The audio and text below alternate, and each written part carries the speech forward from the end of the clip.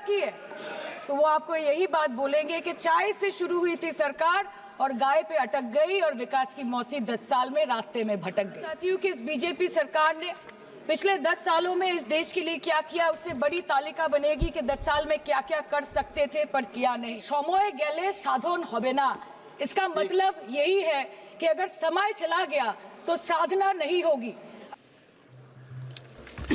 बोलो। ये पहली बार की माननीय सदस्य चुना आप? जी हाँ, बहुत अच्छी है सर, सुनिए इनका आप बीच में मत टोकना उनको और सलाह मत देना, आप पीछे सीट पे चल जाओ।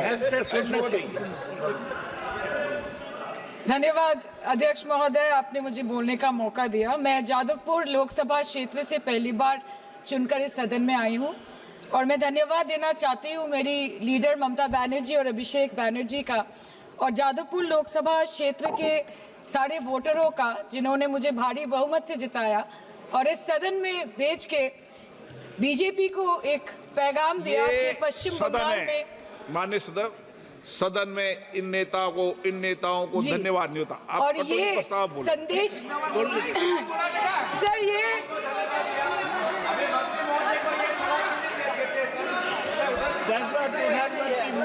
Sir okay sir, no problem sir.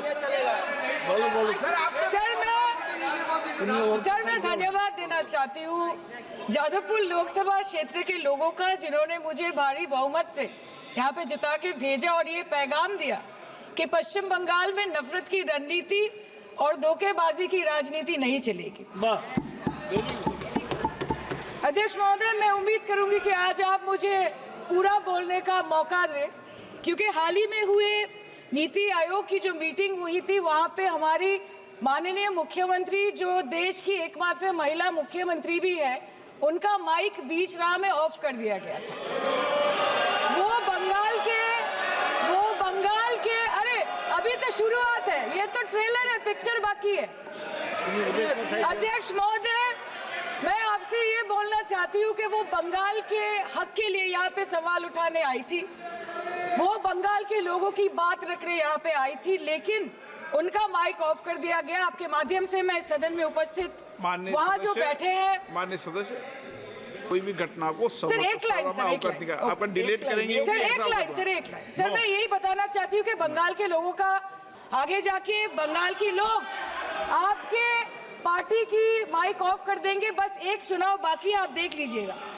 Sir, all India Trinamool Congress इस सदन और इस देश का 3rd लार्जेस्ट ऑपोजिशन पार्टी है और हम आपसे धन्यवाद हम आपको देते हैं कि आपने हमको रेलवे, स्वास्थ्य, शिक्षा और आज ये पशुपालन जैसे महत्वपूर्ण विषय पे चर्चा करने का मौका दिया।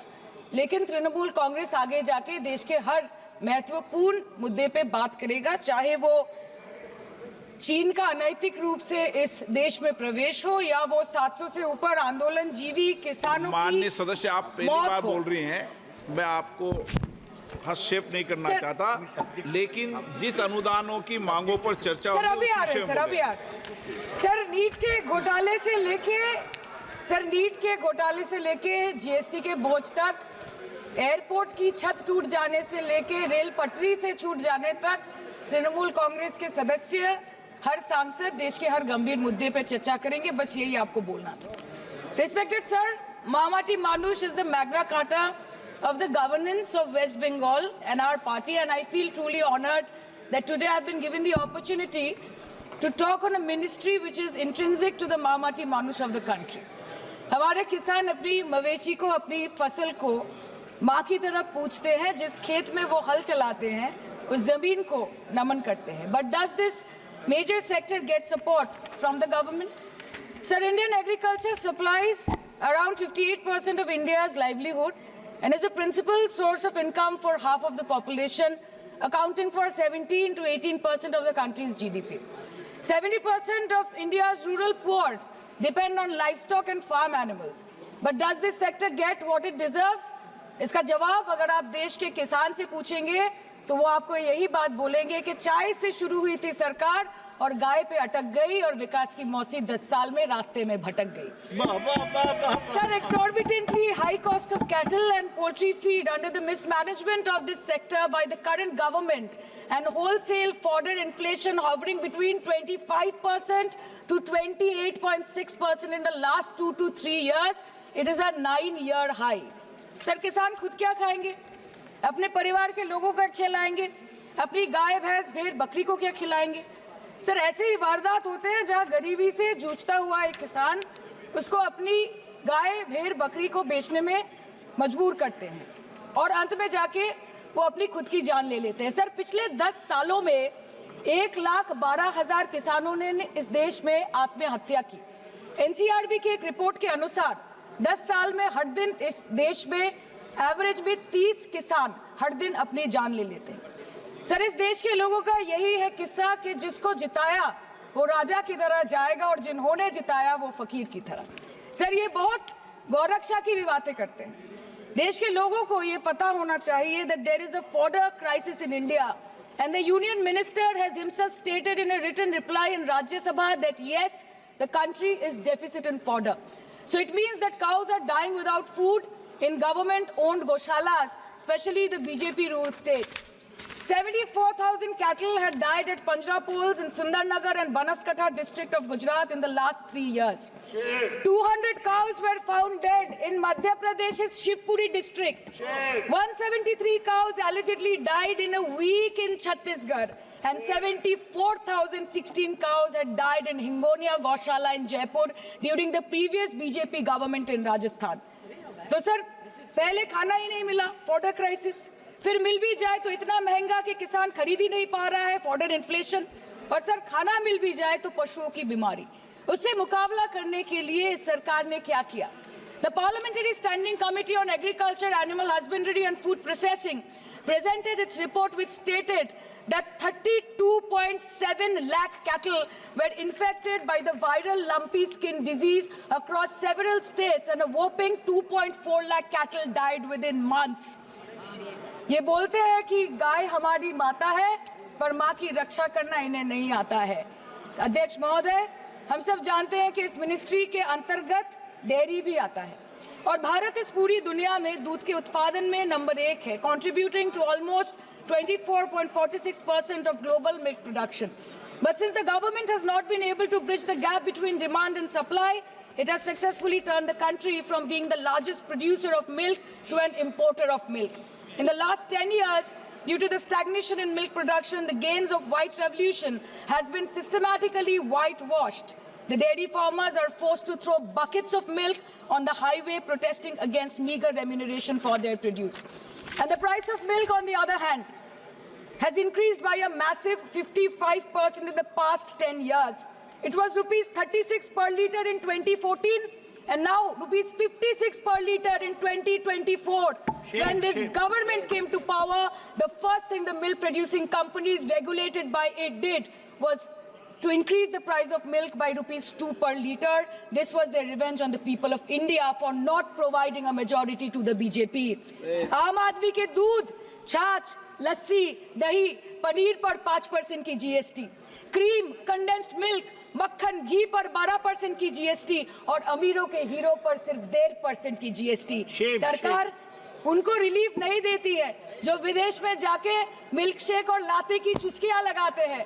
ये सरकार उनको रिलीफ नहीं देती जो आम आदमी 2 पैकेट दूध खरीदने से पहले 10 बार सोचता है। सर, बचपन से हम सुनते आए थे कि संडे हो या मंडे रोज खाओ अंडे। India rank 2nd in egg production in the world. और अंडे का फंडा यही है सर कि भारत के बच्चों के किस्मत में महीने में एक अंडा नहीं मिलता।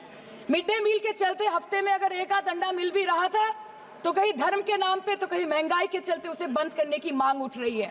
Sir, more than 50% children under the age of 5 suffer from chronic malnutrition in the country and roughly 17% children are underweight, and yet most BJP ruled states do not serve eggs in midday meal scheme. This is the example of Poshan Kal in India. Sir, अंत पे आते हैं मच्छी पे। आप लोगों को ज्यादा पसंद नहीं, पर हम क्या करें, हम तो माछे भाते बंगाली है, हमको तो बोलना ही पड़ेगा। And not to forget that 2.8 crore fisher folk are employed directly in catching fish. in the country and millions are employed in the value chain of selling fish and aquaculture. India stands third in the world in the terms of fish production, contributing to 8% of global fish production and ranks second in aquaculture production. The PM talks about blue revolution, but this government has allocated only 0.045% funds out of the total budget for the flagship scheme, Pradhan Mantri Matsya Sampad Yojana. Even after this meager allocation, they did not utilize 39% of the funds, and in 23-24, they did not utilize 24% of the funds allocated. और sir, भले ही सरकार को मणिपुर शब्द से allergy हो, but the fact remains that 1.5 years of lack of governance in the state has led to endangering of the fish species in India's largest freshwater body in Manipur, the Loktak Lake. So the government has to generate employment opportunities, investment in areas such as exports, post-harvest processing, and import substitution. It has to deal with adversities like overfishing, depleting of fish stocks, pollution, disease outbreak, destruction of habitat, and climate change. So my own parliamentary constituency has assembly constituencies like Baruipur, Shonarpur, Bhangor, which are heavily dependent on these sectors for livelihood. Main crops grown are wheat, rice, vegetable, fruit, oilseed, pulses, cotton and jute, and animal husbandry is practiced mostly by women in the self-help groups in the South Chobbish Pargona. They rear a wide range of domestic animals, including cattle, poultry, goat, particularly the black Bengal goat and the Pekin duck. And I take extreme pride in saying that in the last 5 years of the TMC government, the CM Mamata Banerjee has allocated a massive amount of 76,680 crore to agriculture and its allied sectors for their development. The government of West Bengal has achieved remarkable success in implementation of state schemes, namely Bangla Dairy. The state-owned company is providing financial incentive at the rate rupees 11.5 per litre of raw milk directly to the bank accounts of primary dairy farmers through milk unions. Bangla Dairy procured 3.55 crore kg milk in 2023, for which rupees 109 crore was paid to dairy farmers through direct benefit transfer. 47,900 fresh Kisan cards have been issued in the last 3 years for animal husbandry. Up to 30th November 2023, rupees 393 crore was sanctioned to marginal animal rearers in the rural areas. Bangla Shosho Bima Scheme, a fully state-funded scheme for crop insurance. Total 1.28 crore farmers were enrolled under the scheme during 23-24. 70 lakh farmers got claim settlement worth rupees 247 crore. 76,049 farmers are getting pension amounting to rupees 1,000 per month under Joy Bangla scheme. Super Bangla scheme was introduced in 2014 for ensuring remunerative prices for agricultural produce, integrating about 80,000 farmers and procuring about 100 metric tons of perishables daily. The annual turnover of this project is now rupees 106 crore. 77 new stores have been opened in financial year 23-24. 186 Krisak Bazars sub-market yards are running successfully, providing excellent marketing infrastructure for aggregation and ease of marketing. And to be mentioned that West Bengal is one of the largest cold storage capacities in the country at more than 87 lakh metric ton with 620 cold storages. New investment of rupees 239 crore is upcoming in this sector this year with an employment opportunity for nearly 20,000 people. अरे उधर वाले बता इसमें बुरा क्या है हवा के चार झोंके अगर इधर से भी गुजर जाए तो now coming to the demands of pending funds from the government of India to West Bengal on animal husbandry and welfare. 50% of the central share, rupees 12.72 crore for financial year 23-24, being the recurring expenditure for mobile veterinary units is pending with the government of India. Government of West Bengal requested for sanctioning an additional 126 MVUs for 24-25. However, it was regretted, citing want of funds. The proposed central share of 49.93 crore for financial year 24-25 for assistance to states for control of animal disease has not yet been released by the government of India.